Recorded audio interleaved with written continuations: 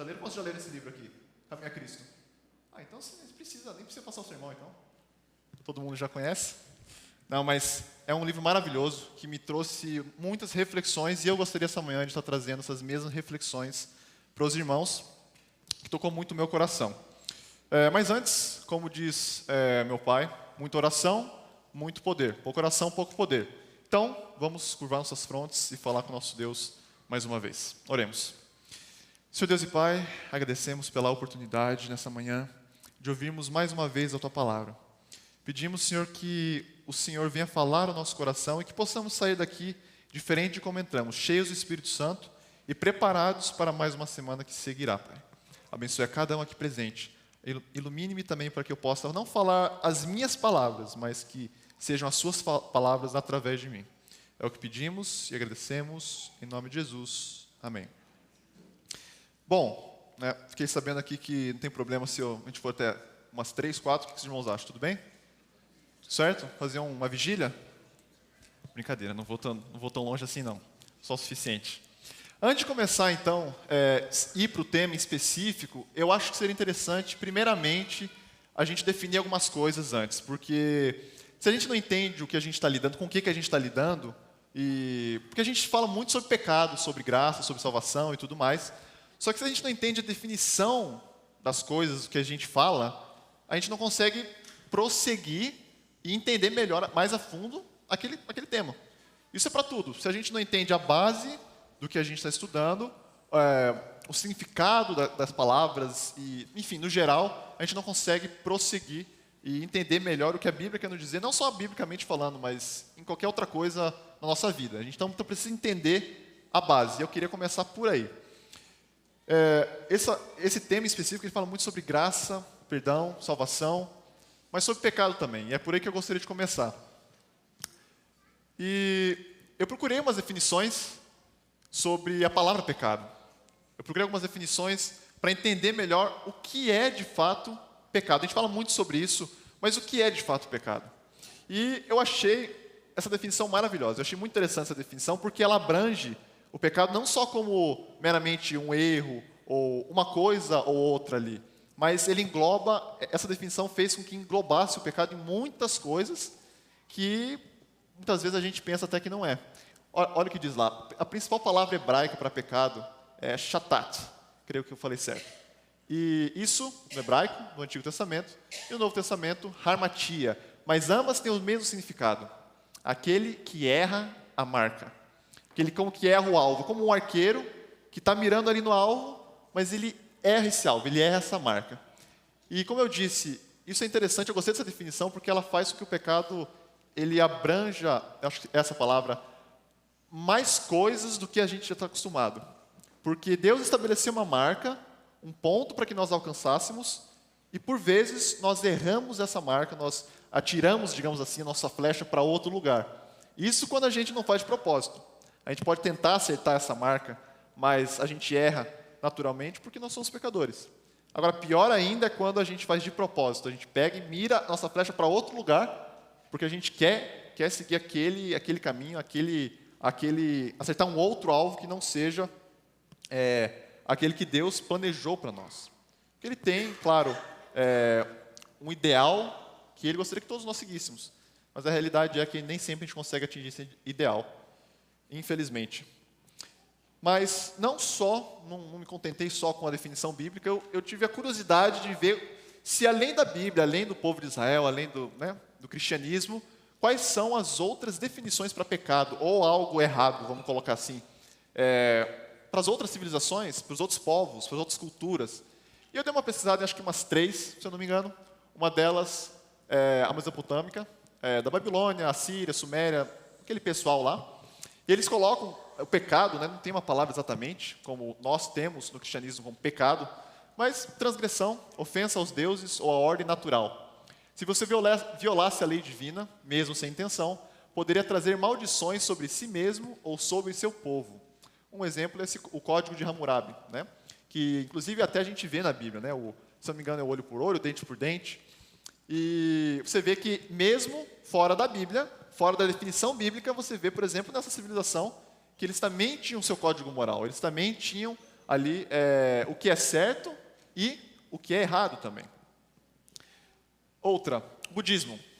Não é uma palavra exata para pecado, assim como na anterior.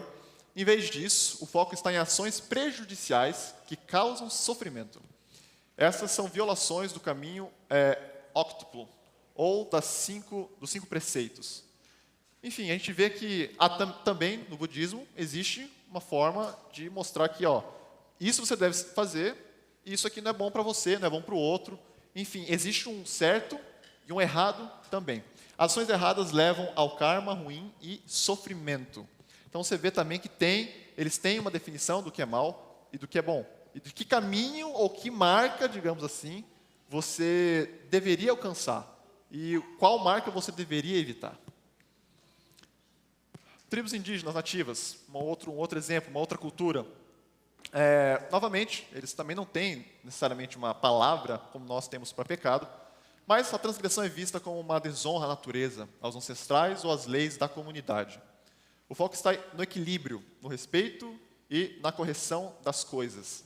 Você vê, novamente, que tem até um certo paralelo com o que a Bíblia ensina. Em você tomar cuidado com as coisas que você faz, porque pode prejudicar a sua comunidade, você mesmo, ou até mesmo a natureza. Enfim, nós vemos aqui, portanto, que o pecado, ele tem suas várias definições do que é ruim, do que é bom. A Bíblia traz essas definições, e a gente vê que, com base nisso tudo que eu mostrei, que várias civilizações e culturas também têm as suas definições do que é ruim e do que é bom. A gente vê que o pecado, ele está, infelizmente, permeado no mundo inteiro, onde a gente não necessariamente precisa olhar para a lei de Deus ali, você vai perceber que tem alguma coisa errada. Mesmo os povos que não têm a lei e não têm a Bíblia, eles conseguem perceber que há algo de errado e que nós devíamos seguir um ideal que nós não seguimos. E a gente vê claramente isso. E o apóstolo Paulo, ele diz, ali em Romanos 2, 14 e 15, que porque quando os gentios que não têm lei fazem naturalmente as coisas que são da lei, não tendo eles lei, para si mesmos são lei, os quais mostram a obra da lei escrita em seus corações, testificando juntamente a sua consciência e os seus pensamentos, quer acusando-os, quer defendendo-os. Ou seja, não importa se nós não temos ali, digamos, a lei necessariamente que Deus mostrou, a gente consegue perceber o que é errado e o que é correto. Que caminho nós deveríamos seguir e qual o caminho que muitas vezes nós estamos seguindo, que geralmente é o lado errado. Então, em resumo, a gente pode ver que pecado, ele é uma transgressão da lei. Ele é o pisar da lei de Deus, basicamente. É algo que nós não deveríamos cometer e nós mesmo assim cometemos. O pecado, portanto, é quebrar a santa lei de Deus ou o seu caráter santo. É pisar a regra universal implantada por Deus nos nossos corações, como a gente viu. Como um ramo cortado da árvore é o pecador. Eterna separação da fonte de vida, fonte de pureza e fonte de bondade. Queria que os irmãos me acompanhassem agora numa leitura em Romanos 6, 23, vamos abrir um pouco nossas Bíblias. Romanos capítulo 6, versículo 23. Vamos continuar vendo um pouquinho mais sobre a definição de pecado. Para entender o que é. Se a gente não entende o inimigo que a gente está lutando contra, a gente vai se perder. Por isso que a gente precisa entender direitinho o que a Bíblia nos fala sobre isso. Romanos 6, 23. E lá diz o seguinte, ou melhor, aqui a Bíblia mostra o que acontece quando nós seguimos errar esse alvo que Deus colocou para a gente acertar. Porque o salário do pecado é a morte. Mas o dom gratuito de Deus é vida eterna em Cristo Jesus, nosso Senhor. Mais um texto, Ezequiel. Vamos voltar ali um pouquinho. Ezequiel 18. Livrinho bem fácil de achar, está entre Gênesis e Apocalipse, viu, irmãos?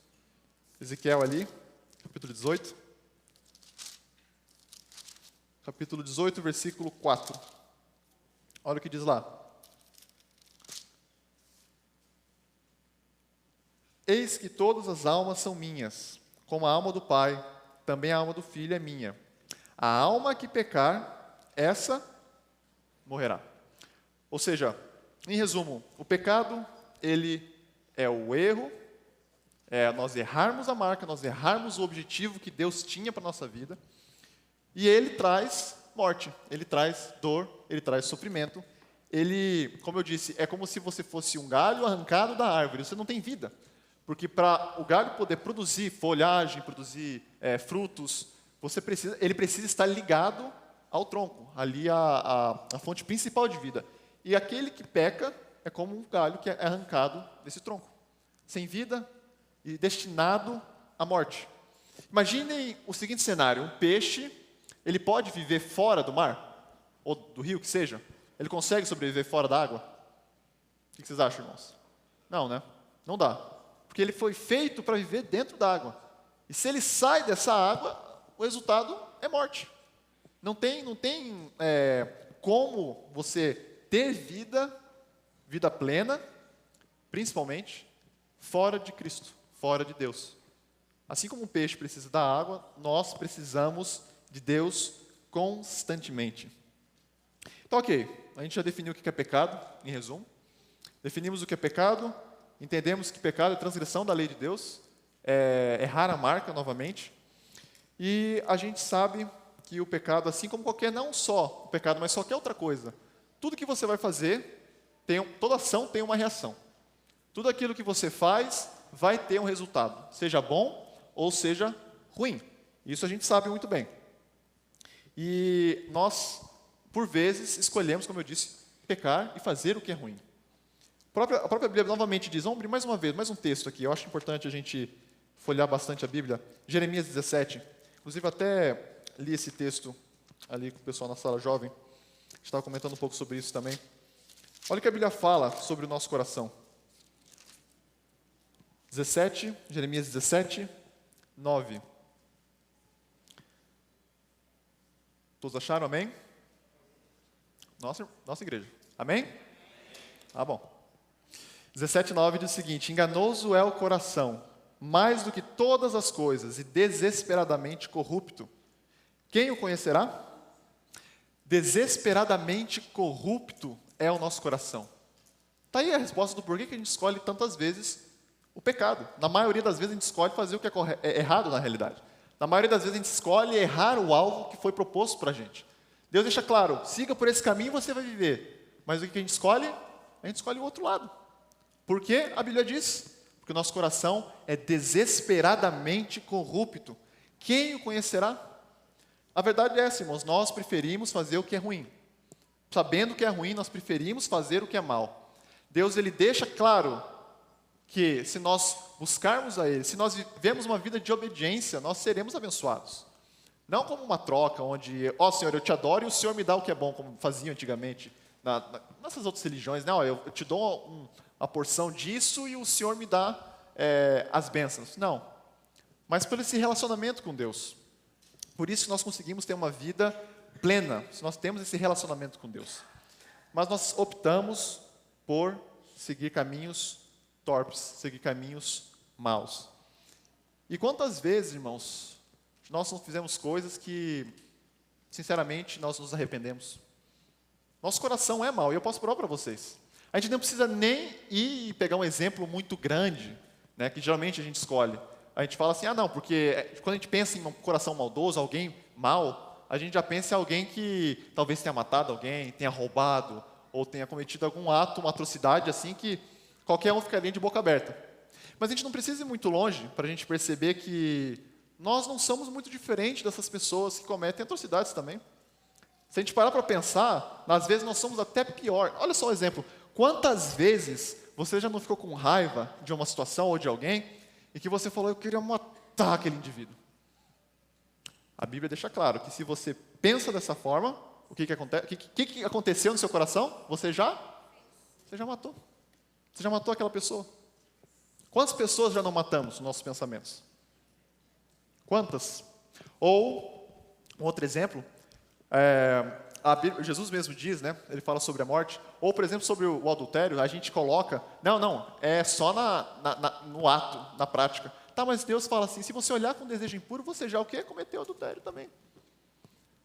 Quantas vezes nós olhamos para pessoas com desejos impuros no coração?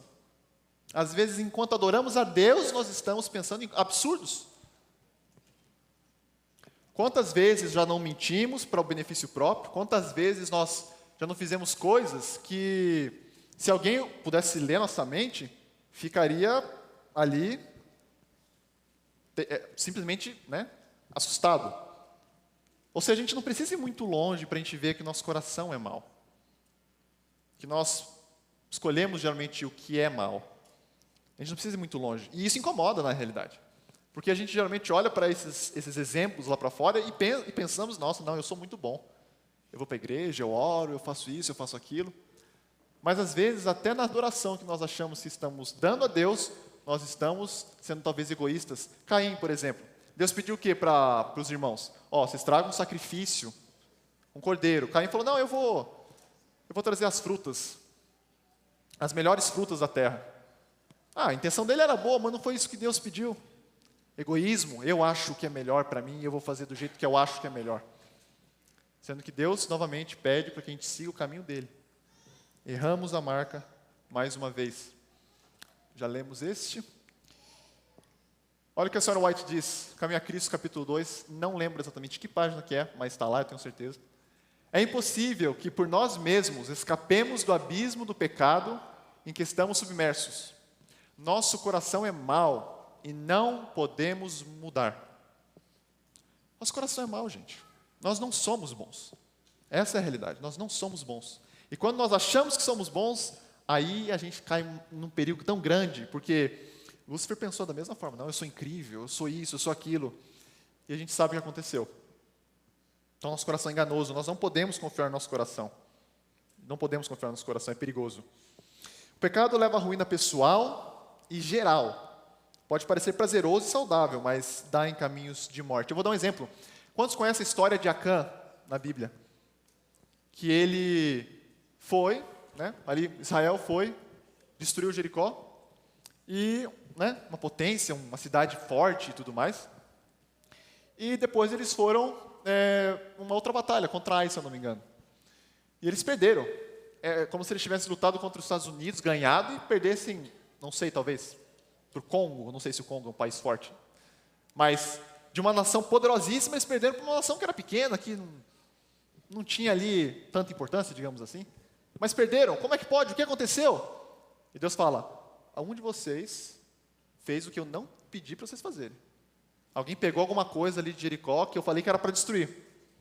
Acã foi esse cidadão que foi e pegou, eu não lembro exatamente o que ele pegou, mas ele pegou algo que não era para pegar. E ele conseguiu destruir, basicamente ali, ele conseguiu prejudicar todo Israel por conta da sua atitude, que aparentemente não tinha nada a ver, que é para mim, não faz diferença, ninguém vai saber, está escondido aqui. Mas ele conseguiu trazer uma tragédia enorme para Israel por conta do seu pecado. A gente muitas vezes acha que a gente fazendo algo, não, mas isso só é para mim. Estou fazendo aqui, ninguém está vendo, vai me prejudicar no máximo. Não, na realidade não. Não prejudica somente a você, prejudica também toda a igreja, sua família, aqueles que têm filhos, os seus filhos, ou que pensam em ter os seus filhos, por exemplo. Um exemplo, inclusive, que eu acho muito interessante é o dos filhos. Porque a gente vê que os pais, eles transmitem certas características para os filhos. E eu lembro até, eu li uma matéria, assim, curtinha, acho que é do BBC, se eu não me engano, um pesquisador falando que não tenha filhos se você não lidou com seus traumas, com seus problemas ainda. Você vai passar isso para eles também. E é verdade. Se você não cuida de certas características suas, seus pecados, seus problemas, é bem possível que talvez, não só geneticamente falando, mas por comportamento também, você passe adiante para uma geração e prejudique uma geração inteira, porque você se recusou a melhorar. E isso é verdade. Não é à toa que Deus fala, se não me engano em Deuteronômio, que eu visito a iniquidade dos pais dos filhos até a 4ª geração daqueles que me aborrecem. E 1000 daqueles que guardam os meus mandamentos. Por quê? Porque Deus é mau? Não, é porque demora para você tirar um problema enraizado da sua vida. E se você nem está preocupado em tirar esse problema, ele vai continuar indo para frente, prejudicando gerações e gerações e gerações e gerações. E é por isso que o mundo está do jeito que está. Tanta morte, doença, tragédia. Por quê? Porque as pessoas não se preocupam em melhorar. E ir e acertar o alvo, que é o alvo que Deus coloca. Então, assim, o pecado ele não só prejudica você, mas prejudica pessoas ao seu redor também. Um exemplo foi esse de Acã, e tem outros exemplos também na Bíblia, que a gente pode ver isso. O pecado não vale a pena, em resumo é isso, o pecado não vale a pena, porque ele traz dor e sofrimento. Não pense que, mas é bom, é gostoso e tudo mais. A gente tem o costume de falar que, pecado é bom, se não fosse bom ninguém faria. Não, ele não é bom, porque nosso coração é ruim, nós achamos que isso é bom, mas pecado nunca, jamais foi bom, é e será. Sempre vai ser algo prejudicial, que nos afasta de Deus, traz doença e morte sobre o corpo e afeta não só nós, mas as pessoas que mais amamos também.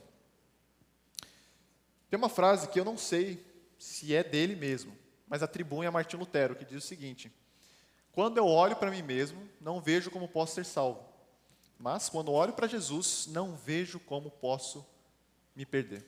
Não sei se essa frase realmente é dele, mas é uma frase muito bonita e que traz muitas verdades.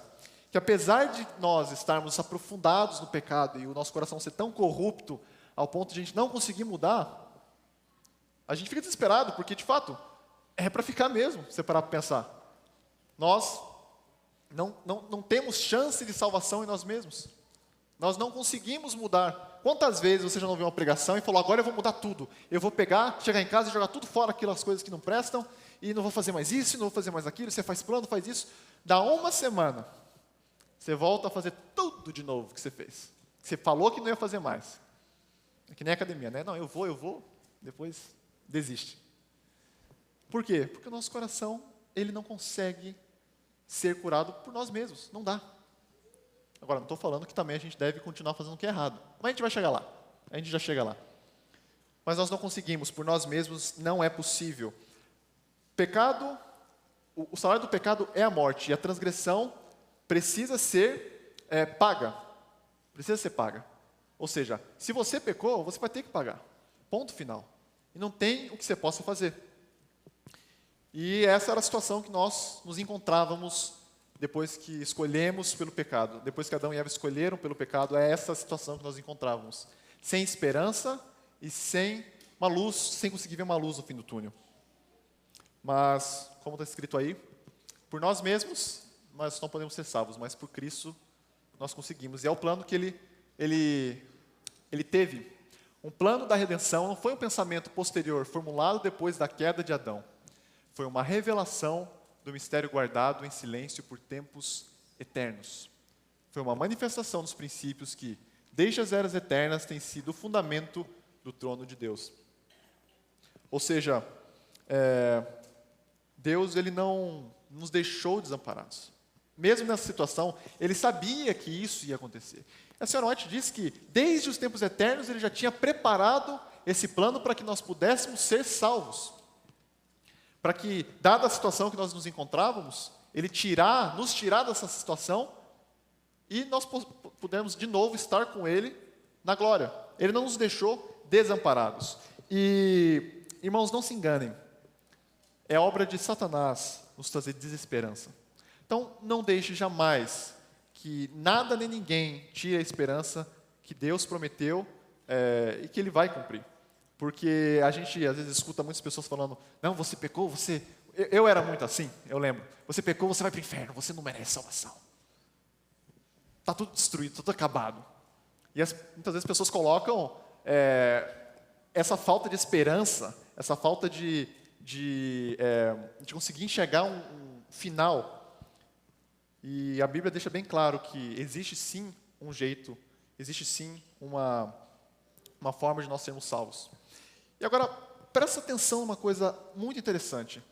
Você olha para a situação que nós nos encontrávamos, e Cristo, Ele desce do céu, como homem, Ele escolhe, por vontade própria, irmãos, deixar a sua glória celestial de lado, e vir como um bebê e morrer por nós, e se colocar no nosso lugar, porque a dor que Ele sofreu na cruz, a angústia que ele sentiu, a separação eterna que Cristo sentiu ali, porque não pense que foi só em relação aos pregos, a cruz, a coroa, as chicotadas que Jesus recebeu. A pior dor que ele sentiu foi a separação eterna dele e Deus. Imaginem, duas pessoas que estavam sempre juntas, desde os tempos eternos, ele sentiu uma separação com Deus pela primeira vez. Senhor, Senhor, por que me desamparaste? Não é isso que ele clamou? Imagine, vocês já pararam para tentar imaginar como é deixar de existir? Como é nunca mais existir? Pensar numa infinidade, o infinito. Já tentaram pensar nisso daí? Eu já tentei, eu não recomendo, é estranho. É estranho, a sensação é muito estranha. Era isso que estava reservado para nós. E Cristo tomou para si. Ele sentiu todas essas dores e angústias para que a gente pudesse, então, não ter que sentir isso.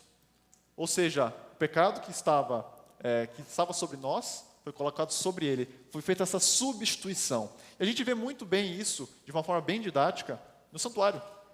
Quando a gente olha para o santuário, a gente vê muito bem essa... Deus é um Deus muito didático, né? A gente vê essa forma de como era transferida a culpa para o cordeirinho. Eles iam ali, sacrificavam o cordeiro, e assim o pecador poderia sair limpo, poderia sair ali sem o seu pecado, porque era simbolicamente transferido para o cordeiro. Enfim, a gente vê que esse amor de Deus, ele é maravilhoso. E que ele nos deu uma chance de sermos salvos novamente. Porque a situação era terrível, mas ele veio com um plano. E eu queria que os irmãos abrissem, talvez nem seja necessário, porque eu acho que todos conhecem esse verso de cor, João 3,16, que diz, porque Deus amou o mundo de tal maneira, que deu seu Filho unigênito, para que todo nele que nele crê, não pereça, mas tenha a vida eterna. Amém. Que verso maravilhoso, descreve claramente tudo aquilo que Deus queria transmitir para a gente. Imaginem, quantos aqui têm filhos? Levantem as mãos. Quantos têm filhos? Bom, então vai ser fácil vocês entenderem essa analogia. Você que tem filho, você daria o seu filho para morrer por um assassino, por um ladrão, por um estuprador, enfim, está ali, o cidadão na sua frente. Você fala, se você der o seu filho, ele está poupado. Vocês iam fazer isso? Vocês teriam essa coragem de fazer isso? Jamais. Pelo contrário, você querer voar no pescoço daquele indivíduo. E não dar o seu filho para salvar aquela pessoa. Mas Deus, Ele deu o seu próprio filho, o seu único filho. Você pega Abraão lá, me dá o seu único filho e sacrifica ele para mim. A gente não teria essa coragem. Muitos falam, né, que, mas Deus ele é injusto. Como Ele pode permitir tanto sofrimento no mundo? Mas a gente olha, quem pagou o maior preço? Quem que pagou o maior preço? Será que o preço que Deus pagou, entregando o seu Filho para morrer por cada um de nós, será que não foi o preço mais elevado que poderia acontecer? A gente tem que pensar, a gente tem que refletir. Porque Ellen White, ela diz que seria bom se nós refletíssemos sobre isso, pelo menos 1 hora por dia, e nas cenas finais. Porque isso nos faria muito bem, lembrar que da onde nós estávamos e da onde Jesus nos tirou. Bom, vamos avançando. Mateus 11, 28 a 30. Vinde a mim, todos os que estáis cansados e oprimidos, e eu vos aliviarei. Tomai sobre vós o meu jugo e aprendei de mim, que sou manso e humilde de coração, e encontrareis descanso para as vossas almas. Porque o meu jugo é suave e o meu fardo é leve. A gente já entendeu, então, o que é pecado. Pecado é algo ruim, novamente, errar a marca. Entendemos que nós estávamos numa situação impossível de ser resolvida, mas Cristo ele trouxe uma solução, dando o seu Filho para nos substituir. Em vez de nós termos que morrer, Ele morreu por nós. Entendemos tudo isso. Agora, o que depois disso, depois de entender e aceitar a Cristo, qual é a parte que nos cabe desempenhar? Eu disse que não adianta a gente tentar, pelas próprias forças, resolver os nossos problemas, resolver os nossos pecados, certo? Então, o que a gente deve fazer? O que a gente deve fazer para que esse plano maravilhoso seja cumprido na nossa vida? Porque nós somos salvos por Cristo. Amém? Amém? Ah, tá. Amém, igreja. Fomos salvos por Cristo. Agora, qual é a parte que nós temos que desempenhar, digamos assim? E a Bíblia dá a resposta. Vinde a mim. Vinde a mim. Irmãos, a gente só vai conseguir ser transformados, ser modificados, ser limpos, se nós formos até Ele. É a nossa parte a cumprir. Ir até Ele. Porque Ele vai nos dar o querer e o efetuar para que a gente possa deixar de praticar aquelas coisas que nós amávamos antes. Somente por Cristo, somente através de Cristo, a gente consegue ser transformado. Não adianta tentar de outra forma. Ele é o caminho, a verdade e a vida. Ninguém vai até Ele senão, ninguém vai ao Pai senão por Ele. Não é isso que a Bíblia nos diz incansavelmente, o tempo inteiro? Que é através de Cristo? Caminho a Cristo, página 26. É a virtude que procede de Cristo, que conduz ao arrependimento genuíno. É por Cristo, através de Cristo. Você não tem vontade de orar, de ler a Bíblia por conta própria, não vai ter mesmo. Não adianta, você nunca vai ter esse desejo de buscar a Deus, de fazer o que é correto por si só. Senão, através de Cristo. Somente Cristo. Ele é o único caminho para o céu. Portanto, somente olhando para Ele e Ele somente estaremos seguros. A senhora White, falando do clamor da meia-noite, a visão que ela teve, se não me engano, a primeira visão dela, ela diz que, ela contando ali o que ela viu, e eu achei muito interessante esse pedacinho que ela diz que enquanto nós olhávamos fixamente para Cristo, nós estávamos seguros. Nossos pés estavam iluminados. Agora, a partir do momento que a gente desviava o olhar de Cristo, nossos pés se encontravam em densas trevas. Nós caíamos para o abismo, para o mundo escuro, como ela diz. Ou seja, aí você começa a entender o porquê que é tão difícil, é tão complicado a gente às vezes largar um pecado que está ali enraizado na nossa vida. Aquele pecado que está acariciado, que depois de mesmo anos de cristianismo, parece que a pessoa continua como a mesma pessoa que quando se converteu antes. Por quê? Porque não foi a Cristo. Não foi a Cristo. A gente fica tentando dar o nosso jeito, fazer dessa... Não, eu acho que eu tenho que fazer desse jeito, seguir por aqui, talvez se eu fizer dessa forma, vai dar certo. E a gente esquece de olhar para Cristo. É por isso que a gente não consegue, irmãos, mudar o nosso coração. É por isso que é tão difícil, a gente continua gostando das mesmas coisas, agindo das mesmas formas, frequentando os mesmos lugares, mesmo tendo Cristo, entre aspas. Cristo, próprio Jesus, que era Deus, homem, mas Deus também, ele passava madrugadas inteiras, noites inteiras em oração. E nós não ficamos nem 15 minutos orando e queremos não pecar. Enoque ele andava com Deus. E já não foi mais porque não foi mais encontrado porque Deus o tomou para si. Por quê? Porque ele andava com Deus tão de perto que não tinha mais nada o que ele está fazendo aqui na terra. E ele conseguiu ter o seu caráter transformado, sua vida transformada. Elias, mesma circunstância, mesma situação. Andava com Deus e foi o quê? Levado para o céu novamente. Moisés, a mesma coisa. Pessoas que andaram com Cristo, pessoas que encontraram verdadeiramente Cristo, não ficam sem uma transformação. Se você não foi transformado é porque você nunca encontrou Cristo. Essa é a realidade. Se nós não fomos transformados, nós nunca encontramos a Cristo de verdade. Porque é impossível a gente encontrar a Cristo e permanecer o mesmo. Saulo até então, depois se tornou Paulo. Ele viu a Cristo, por que me persegues? E teve uma reviravolta na vida dele. Ele não conseguiu mais ser o mesmo. Ele abandonou tudo e de perseguidor tornou-se perseguido por causa de Cristo. Os discípulos, a mesma coisa. Enfim, a gente vai na Bíblia, a gente consegue ver vários exemplos que a caminhada com Cristo, ela renova, ela transforma, ela dá nova vida.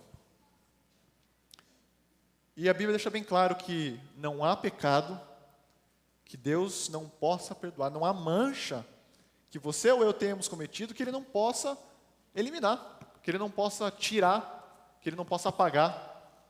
Só que para isso nós precisamos ir até Ele, senão nós vamos continuar com as mesmas manchas e quando Ele retornar, nós não estaremos prontos. Nós não estaremos prontos. Romanos. Vamos abrir novamente nossas Bíblias em Romanos, capítulo 1. Romanos 1, versículos do 20 ao 24. Aqui, eu queria chamar a atenção para algo que a gente faz, na realidade. Para algo que a gente comete. Para algo que a gente insiste em fazer. E que é muito perigoso. Que pode levar ao pecado contra o Espírito Santo, inclusive. Capítulo 1 de Romanos, versículo 20 ao 24, diz o seguinte: Onde está o sábio? Onde o escriba? Eu estou no lugar certo? Isso. Onde está o inquiridor desse século? Porventura não tornou Deus a loucura a sabedoria desse mundo?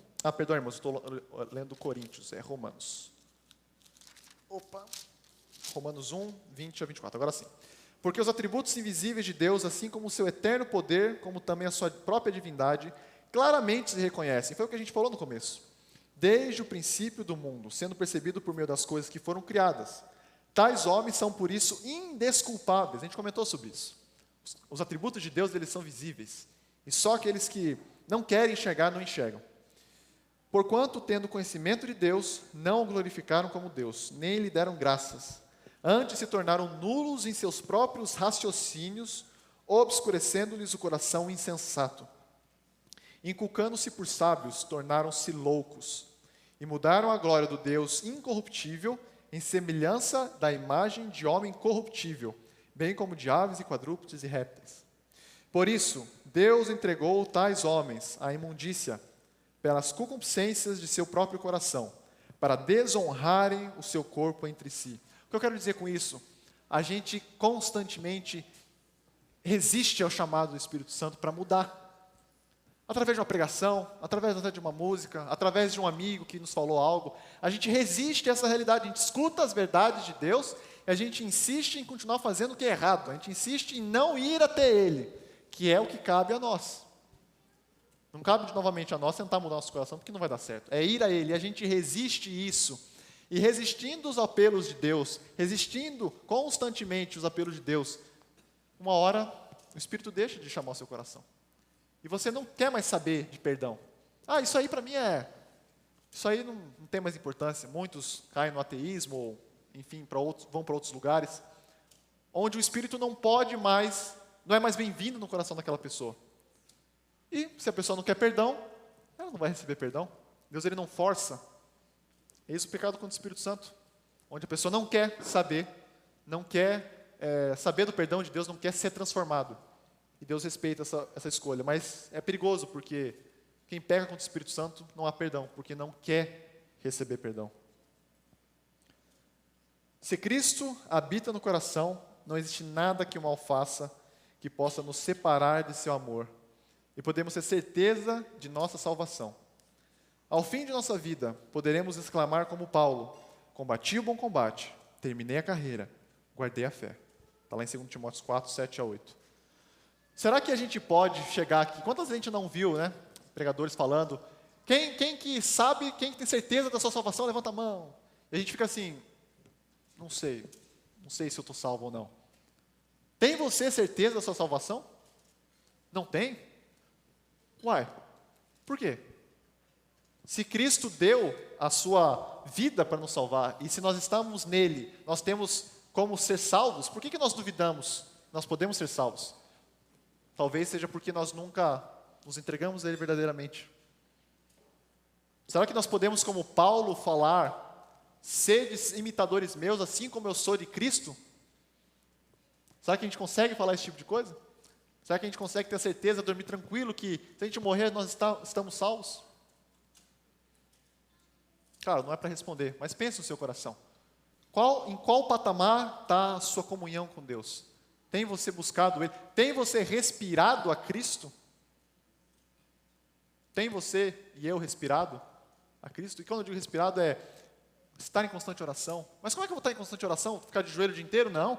Sarah White, nesse mesmo livro, diz que você pode estar fazendo uma transação comercial e você pode levar um pensamento a Deus. Você pode ir no seu carro, você pode estar orando em pensamento com Deus. Você pode estar numa conversa com os amigos e falar, Senhor, participe dessa conversa. Nós podemos estar em constante comunhão com Ele através do que vemos, do que ouvimos. Nós podemos estar buscando Ele. E engana-se aquele que pensa que é santa a pessoa, que é perfeita a pessoa, que está em constante busca de Deus, orando, estando na igreja, fazendo isso e aquilo. Não. Essa pessoa, na realidade, ela reconhece que precisa de Deus mais do que qualquer outra coisa nessa vida. E que sem Cristo, nós não conseguimos nada. Essa pessoa, sim, ela está sendo transformada diariamente pelo poder de Deus. Mais um texto. Mateus 5. Mateus capítulo 5, versículo 30.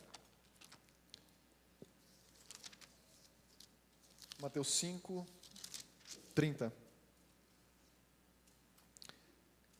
A Bíblia diz o seguinte: e se a tua mão direita te faz tropeçar, corta e lança de ti, pois te convém que se perca um dos teus membros e não vá o teu corpo todo para o inferno.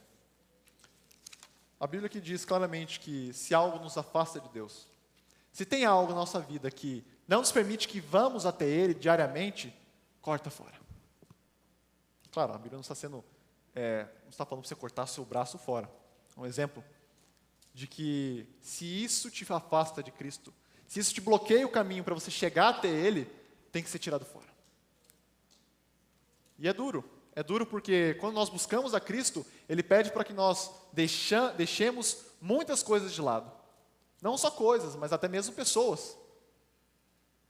E será que nós teremos a coragem de deixar de lado aquilo que deve ser deixado de lado em prol de seguir a Cristo? Cristo fala que aquele que não toma a sua cruz e vem diante de mim, não é digno de mim, porque se você não consegue deixar para trás tudo para me seguir, o que adianta? É melhor, portanto, que você perca, seja o trabalho, seja uma amizade, seja algum item valioso que você tenha, não sei, você e Deus sabem, do que você perca a sua eterna salvação. É melhor você entrar sem alguma dessas coisas no céu, do que ir com essas coisas todas para o inferno. E já indo para o final do sermão, entendendo tudo isso, de que somos salvos por Cristo e através de Cristo somente, e se nós estivermos junto a Ele o tempo inteiro, nós estaremos seguros, como a senhora White disse naquela visão. Eu acho maravilhoso esse exemplo. Nós estaremos seguros com Cristo, nós deixaremos de amar o pecado e andar com o pecado, andar com aquele que criou todo o pecado. Mas nós somos salvos, irmãos. Pode parecer estranho o que eu vou falar agora, mas nós somos salvos sim pelas obras. Eita, heresia talvez? Somos salvos pelas obras, mas não as nossas obras. Vamos ver o que a Bíblia fala. 2 Coríntios 5, agora sim é Coríntios, estava adiantado antes. 2 Coríntios 5, 21. Nós somos salvos pelas obras, olha só que loucura. Somos salvos pelas obras, mas as de Cristo. Aquele que não conheceu o pecado, Ele o fez pecado por nós, para que nele fôssemos feitos justiça de Deus. Vocês lembram que eu comentei que Jesus, Ele fez essa substituição de nós, Ele colocou a vida dele para ser ali sacrificada em nosso lugar, certo? Portanto, são as obras dele que nos santificam, porque a senhora White diz o seguinte, acho que eu passei, acho que eu não coloquei no slide isso daqui. Ela fala o seguinte, Caminho a Cristo, página 62, a condição da vida eterna é agora exatamente a que sempre foi, perfeita obediência à lei de Deus. Nada mudou, para nós sermos salvos, nós precisamos obedecer à lei de Deus, ponto. Porque a lei de Deus é o seu caráter eterno, o seu caráter santo. E não tem como essa lei ser destruída. Até porque se não existisse lei, Jesus não precisaria ter vindo morrer por nós. Não tem lei, ele vai morrer pelo quê? Se a gente não pecou. Porque a lei, ela mostra o nosso pecado. Ela não tem capacidade de salvar, mas ela mostra onde estamos errados. Então, a única chance que nós temos de entrar no céu é se obedecermos os mandamentos. Mas nós pecamos. E aí? A gente já pecou. Aí que entra Cristo. E pelas obras dele, Deus não olha para o nosso pecado e para o pecador que nós somos, mas ele olha para Cristo e vê as obras perfeitas de Cristo. E assim somos salvos. Salvos pelas obras, não nossas, mas as de Jesus.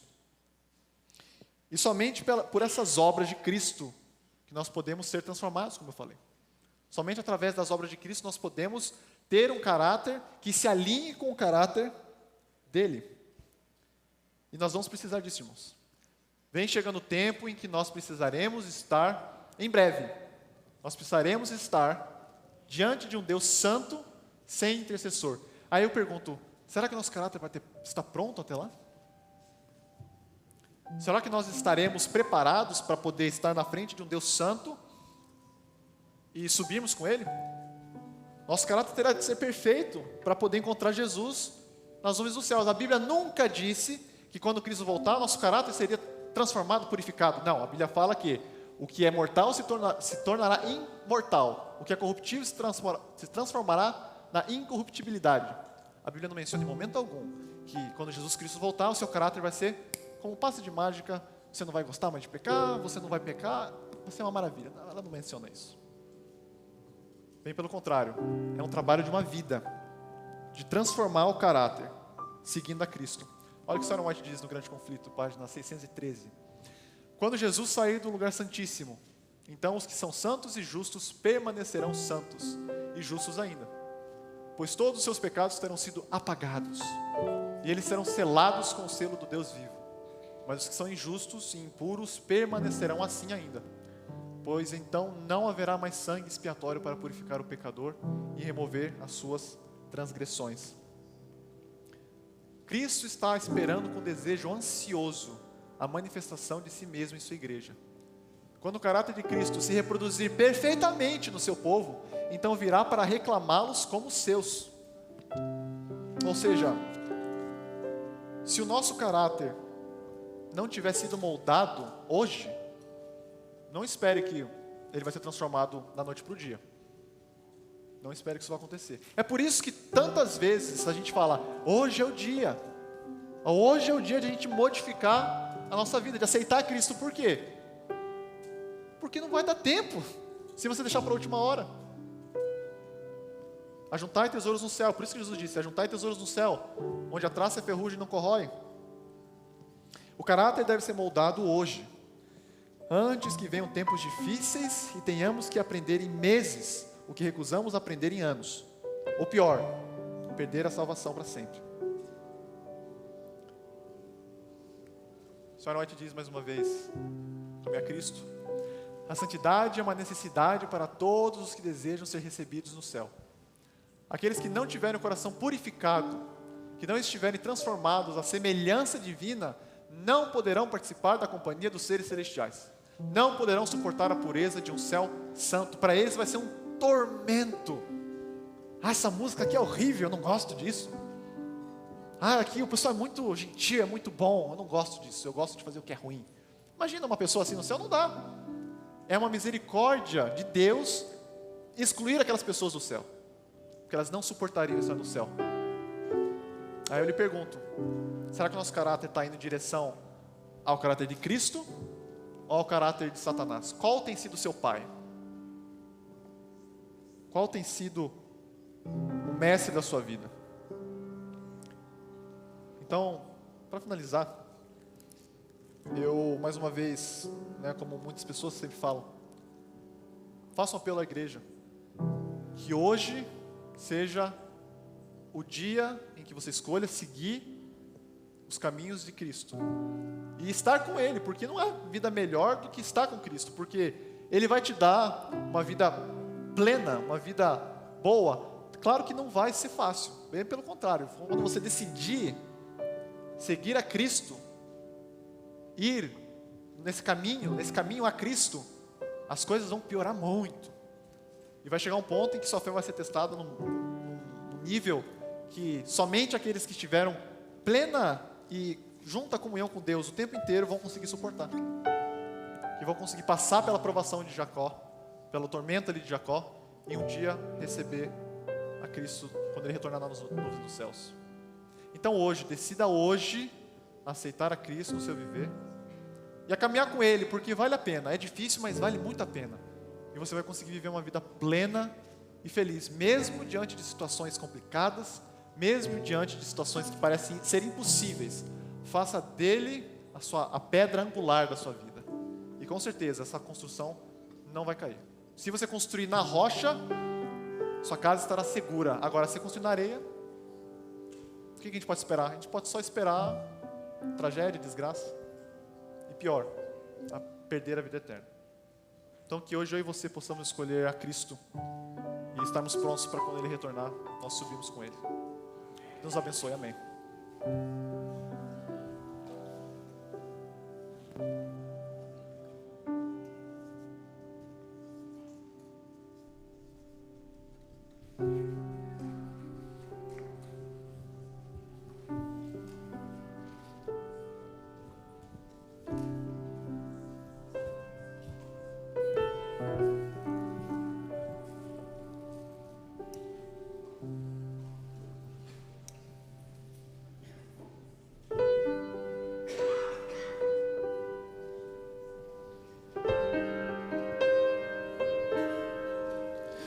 Já ouvimos tantas vezes sobre a volta de Jesus.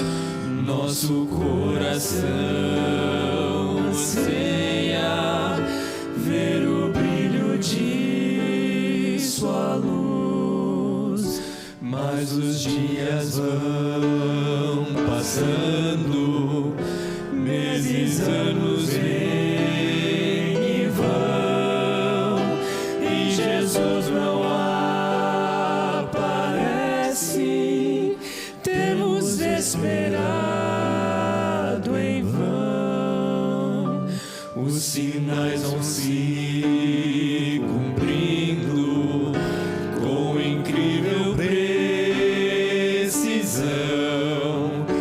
Nossa fé está segura na divina inspiração. Já está chegando o dia quando Deus se erguerá do seu trono de justiça, e a Jesus então dirá: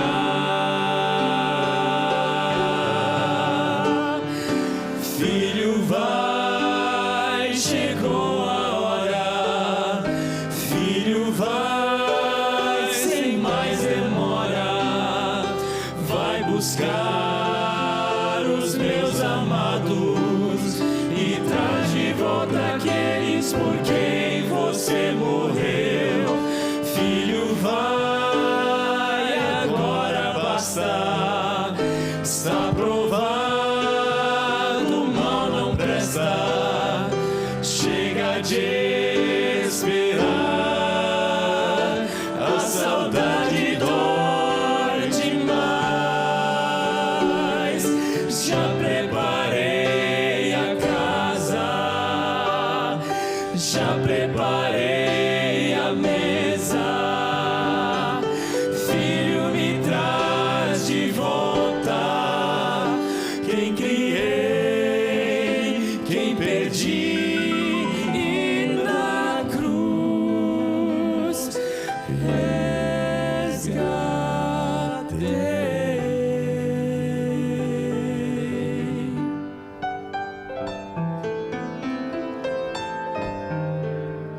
Se você já foi tentado a descrer ou desistir,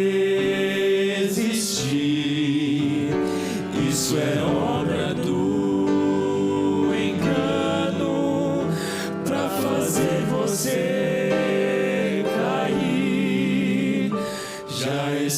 chegando o dia quando Deus se erguerá do seu trono de justiça, e a Jesus então dirá: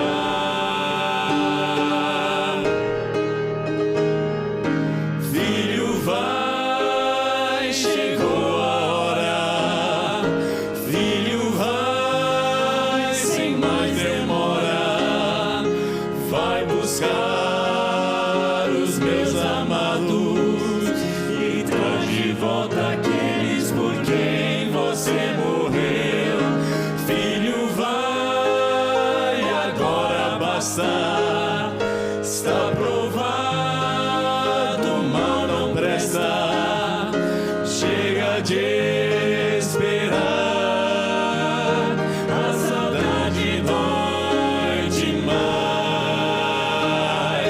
Já preparei a casa, já preparei a mesa. Filho, me traz de volta quem criei, quem perdi, e na cruz resgatei.